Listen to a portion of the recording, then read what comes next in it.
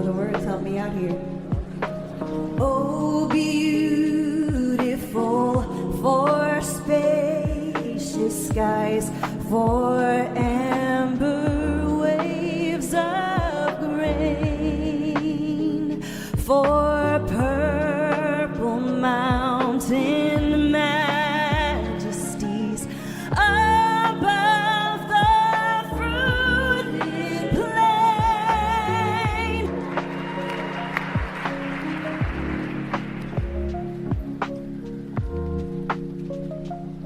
All right, everyone, brace yourselves for what can only be described as one of the most shocking and, well, eye-popping showdowns in recent media history. We're talking about none other than Carrie Underwood's unexpected legal clash with the hosts of The View. Yes, you heard that right. She's not just making waves, she's rewriting the narrative. So, how did we end up here? Let's rewind. It all began when Carrie Underwood took what many considered a bold risk by agreeing to perform at Donald Trump's inauguration, triggering a storm of backlash. The hosts of The View, never ones to hold back their opinions, seized this moment to publicly scrutinize her intentions and, well, call her out in a way that was nothing short of intense. But Carrie, she wasn't just going to sit idly by and accept it. Instead, she's firing back with a defamation lawsuit. This isn't just your average celebrity clash, folks. It's a full-scale debate over freedom of speech and the responsibility of the media. The defamation issue has sparked a fierce debate on what qualifies as fair criticism versus outright character assassination. It's not just Carrie's reputation at stake, honestly. It feels like the stakes have been raised for anyone caught between the worlds of entertainment and politics. Quick break if you enjoy sharp commentary and bold opinions.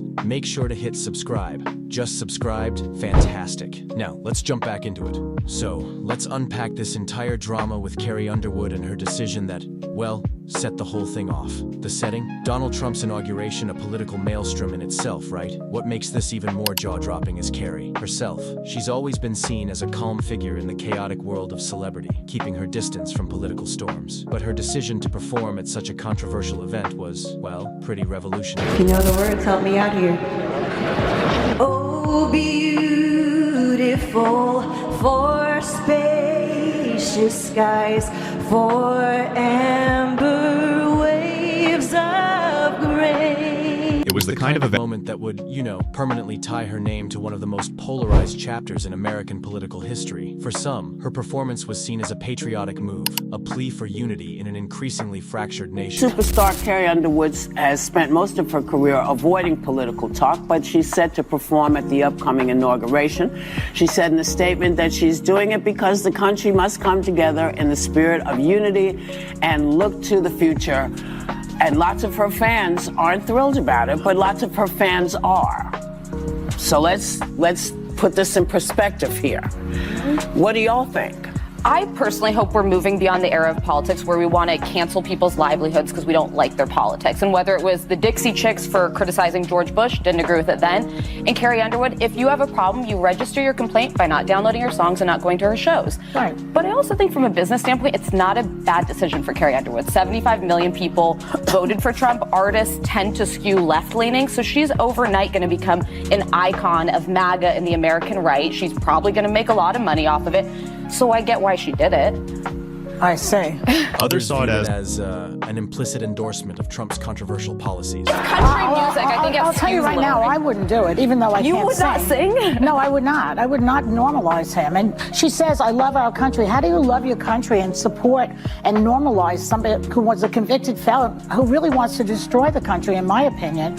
I don't understand how you say you love your country at the same time as you normalize this convicted felon, which I can say now every day. A lot of my family voted for Trump. They love the country and vote for him. I think that people make these decisions for a lot of reasons. Okay, fine. And I would not be the person to say don't do it, because I believe in free speech and everything about it. I personally would not do it. No one's asked me, but that's another story. I would love for you to do a roast at the Trump inauguration. Yeah. Okay. No one else had. Things escalated quickly. Social media exploded, with critics and supporters clashing like scenes from a political drama. Hashtags were trending, Critics accused her of aligning with a, polarizing political figure, while her fans praised her bravery for rising above politics for the sake of a greater cause. It was one of those moments you just had to witness. Before long, mainstream media picked up on it. Talk show hosts across various platforms started chiming in, but none were as outspoken or, dare I say, sharp as the hosts of The View. In one particularly heated episode, Joy Behar and the others unleashed what seemed like a relentless critique. They even questioned her patriotism, suggesting her performance was less about unity and more about normalizing, divisive politics. The backlash? Immediate and intense. In response, Carrie Underwood decided she wasn't going to let their words twist the true intent behind her actions. While many artists might have, shrunk back in the face of such criticism, Carrie made a move that took everyone by surprise, and she took legal action. Yes,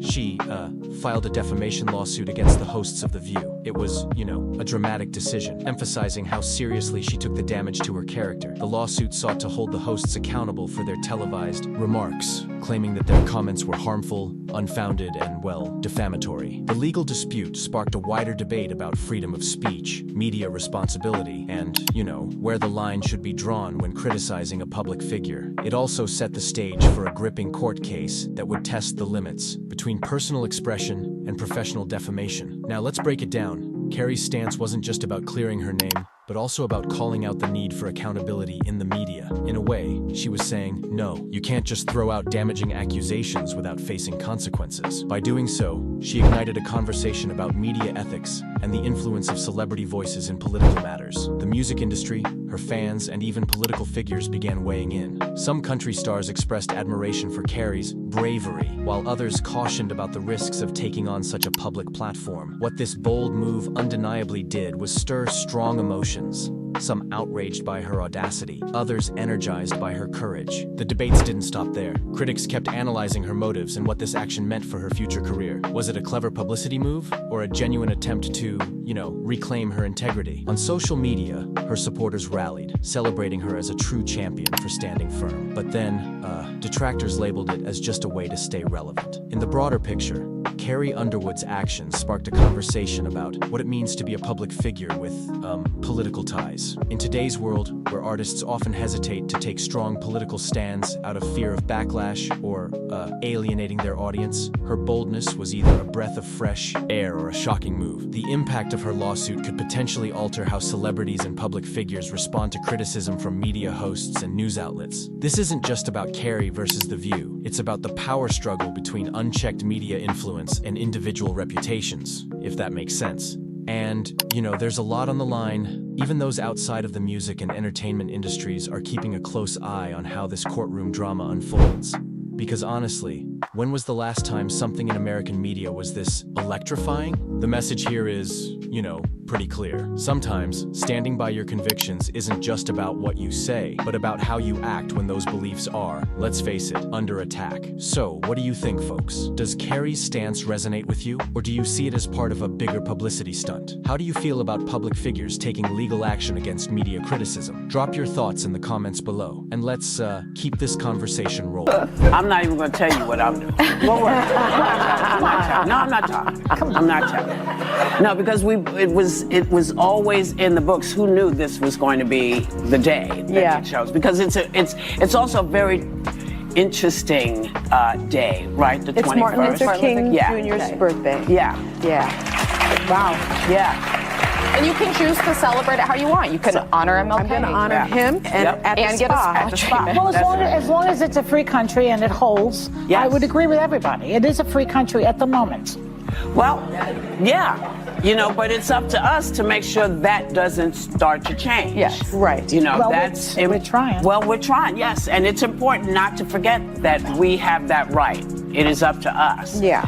Now, there are other people performing too, and I don't really even want to bring it up.